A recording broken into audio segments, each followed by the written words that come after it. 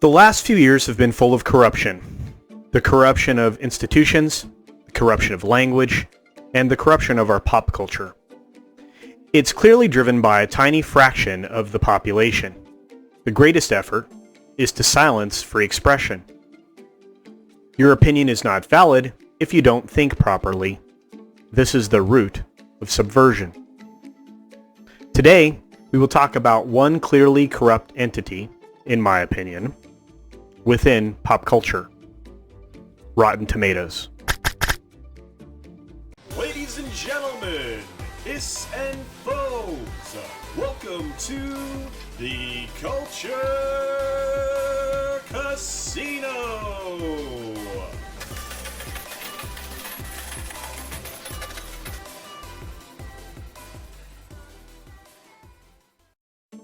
Rotten Tomatoes was created as a critical score aggregator. To understand what that should be, we need to look at the word aggregator. An aggregator could be two things by definition, but in the context of Rotten Tomatoes, only one of them fits. A website or a program that collects related items of content and displays them or links to them. That makes sense. It's a collector of data and an easy-to-find mirror of that data. This may have been what started the site, but it no longer represents the collected data. Now the data is curated in various ways. Curated means it's filtered, as I'm sure you know. Someone is deciding what they think is relevant. Someone is censoring information they don't think is relevant. Don't like outrage by a certain element? Discount it or remove it. Don't like a critical analysis about a narrative being pushed forth? Quash it and change the rules. Rotten Tomatoes revealed itself to be driven by something other than collecting and reflecting data. Many would say that Rotten Tomatoes was compromised source to begin with.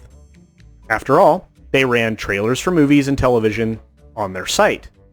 They are also now a wholly owned subsidiary of Fandango. Fandango is of course owned by Warner Media, which is actually AT&T Warner Media, with a 30% stake in that company, and by Comcast Universal, who has a 70% stake in that company. The whole thing is actually directed by a former Disney employee that maintains very close ties with his former company. So one could certainly draw the conclusion that that aggregated information could easily be influenced or corrupted.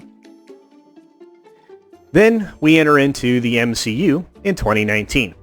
We had already seen the fandom pushback against properties that were heavy on agenda and little on substance. This had started even before that. Kind of the coalescing event seemed to be the release of Ghostbusters 2016, which had given fandom something to really gripe about. So in that vein, Captain Marvel arrived in a late introduction shortly before Endgame came to theaters. It was presented as a movie that, in order to understand the upcoming Endgame film, had to be seen. That narrative was extremely misleading and led to some exaggerated earnings for what many would consider a mediocre film. According to media sources, which means shills to a growing number of people, Captain Marvel was review brigaded.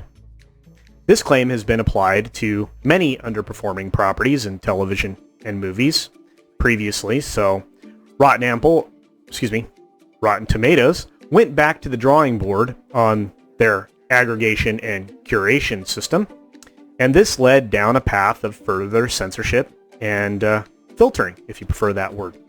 Resetting the Captain Marvel score by removing 50,000 negative reviews, Rotten Tomatoes changed their policy about early reviews and required a proof of purchase to be included in the first aggregated score page, which they call verified. This meant that in order to have your review be official, you had to purchase your ticket through Fandango. Convenient, huh? This made it very easy to control the scores for the movie studios going forward. And it also invited further chicanery to be conducted within the walls of Rotten Tomatoes itself.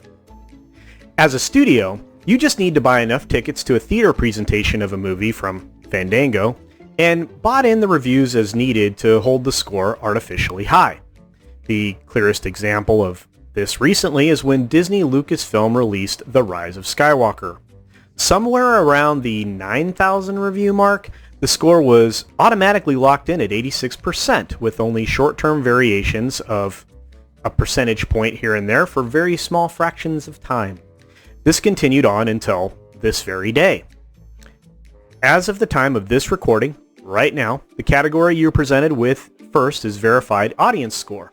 And that movie has, you guessed it, 86%. And that was with 98,226 verified ratings.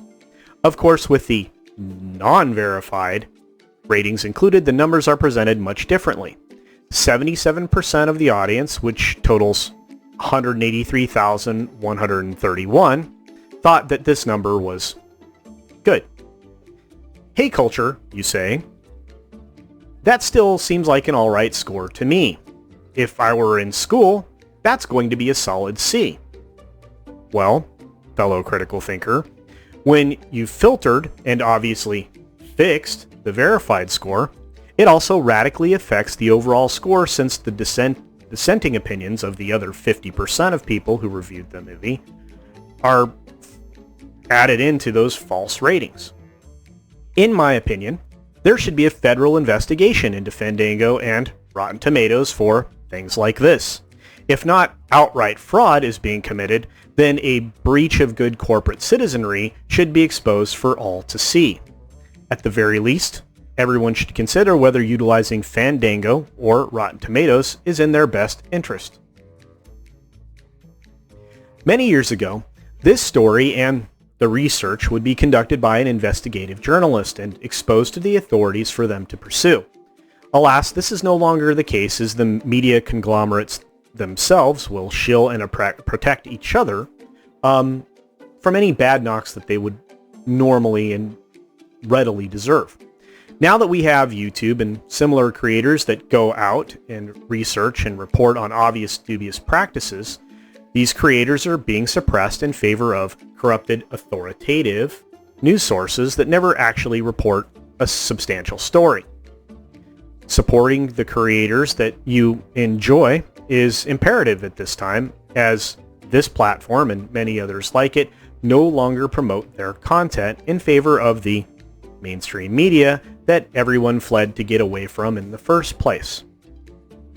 Anyway, I reiterate, in my opinion, Rotten Tomatoes, Fandango, and their parent megacorps should be considered suspect at the very least, and possibly corrupt at most. Again, in my opinion. So, take a couple of moments, leave some comments below. I'd like to know if you agree with me or if I'm way out on a limb. I don't think I am. Let's have you do all the things. Wash your hands. Support what you love. Take care of yourself and others. Have a great day or night, wherever you are while you're watching this. And until next time, bye. Thanks for visiting today. Be sure you're subscribed and hit that for alerts. Yay! Of course, like and share all of the videos that you can, as it helps with the algorithm. Have a great day.